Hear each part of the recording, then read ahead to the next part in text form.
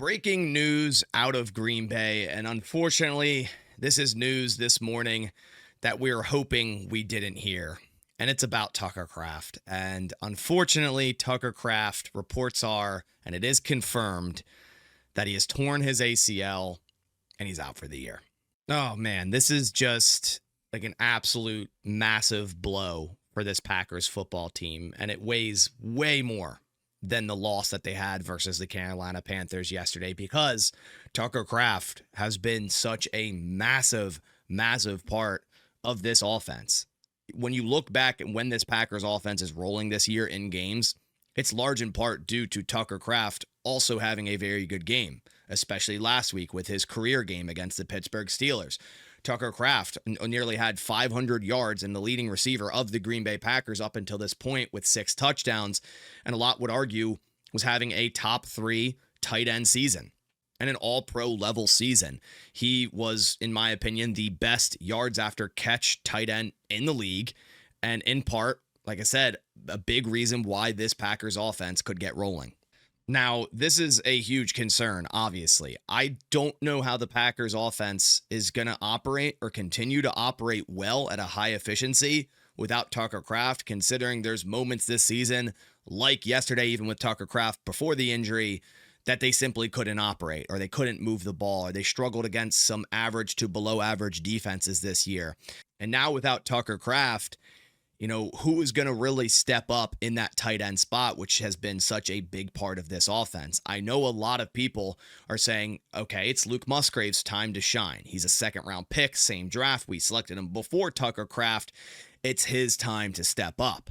But in the same breath, they couldn't be farther apart in terms of types of players that they are together.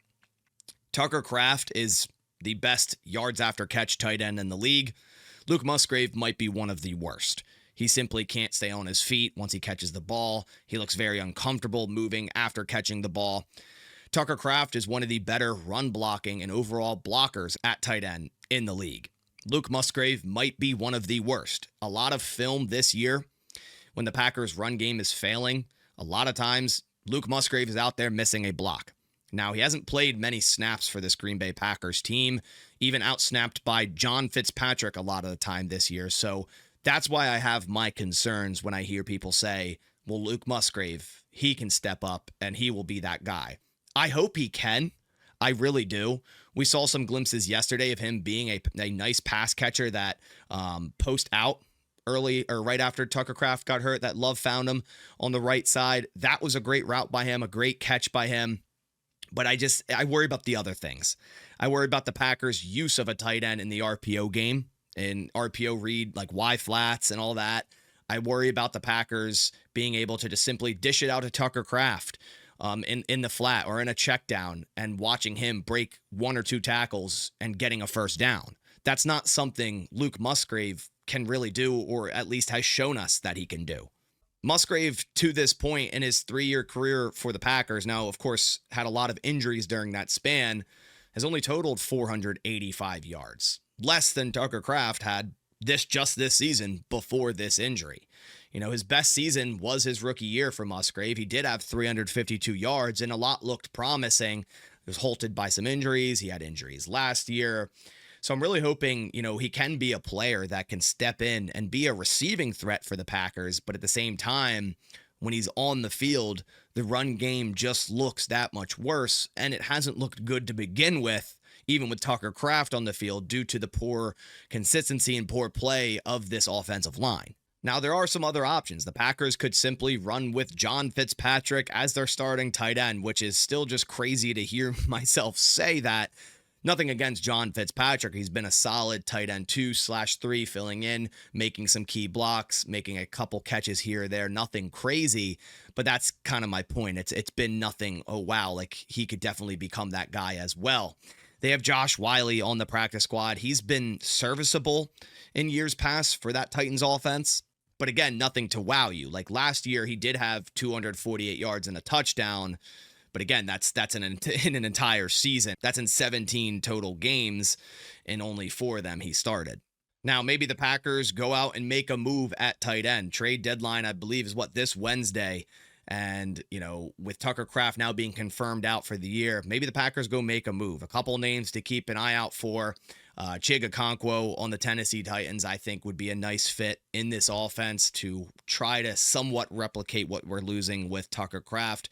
Maybe someone like David Njoku from the Cleveland Browns. Now, reports are that they won't be trading him, but that doesn't mean that can't happen. Actually, just check. Trade deadline's actually tomorrow at 4 p.m. Eastern, not Wednesday. Overall, even if the Packers go and sign a free agent or trade for a tight end, it's not going to be possible to replicate what Tucker Kraft was doing for this Packers offense here in 2025. And this is just a brutal, brutal loss for this Packers football team. And even if he goes on the same trajectory as Christian Watson with an early return, that brings us into early August of 2026. So Tucker likely to also miss all of training camp and maybe able to come back week 1. But it's a long journey from now to then. And we have our eyes right now still on 2025. A few weeks ago, we're talking about this team being a Super Bowl caliber team. But now you sit here wondering, after the loss yesterday and Tucker Kraft being out for the year, are they? Are they going to be capable of making a run with now losing their top receiving option on this offense? Who's going to step up? We have other injuries. Jaden Reed has yet to return. Christian Watson just returned. Matthew Golden injured his shoulder yesterday. Tay Wicks has been out with a groin injury. Someone's got to step up, plain and simple.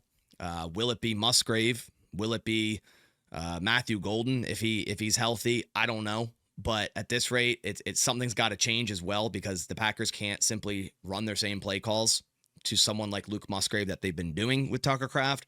So something's got to change. It's just very, very, very unfortunate news to hear here on Monday morning.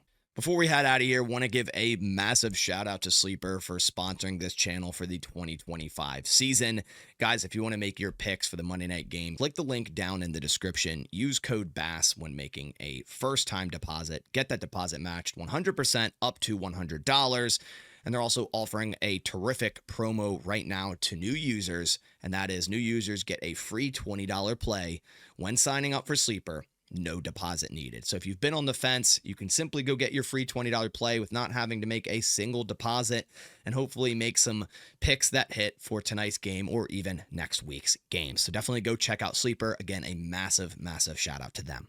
Again, just very, very unfortunate news. Tucker Kraft was ascending into one of the best tight ends in the NFL. And honestly, I don't think anyone could disagree. One of their favorite players on this entire Packers football team. How he carried himself, what he was able to do on the field, the energy, the demeanor that he had, and what he brought as a leader and a captain will be severely, severely missed here in 2025, and let's just hope he has a great road to recovery and then can return to his former self in 2026. But really appreciate you guys coming by to the video. Wish I didn't have to make this one, or wish I was making it saying it was an MCL and he'd be back in 4 weeks, but unfortunately that's not the luck that the Packers got here in week 9 into 10. So really appreciate you guys coming by. I'll catch you on the next one, and as always, go Pack Go.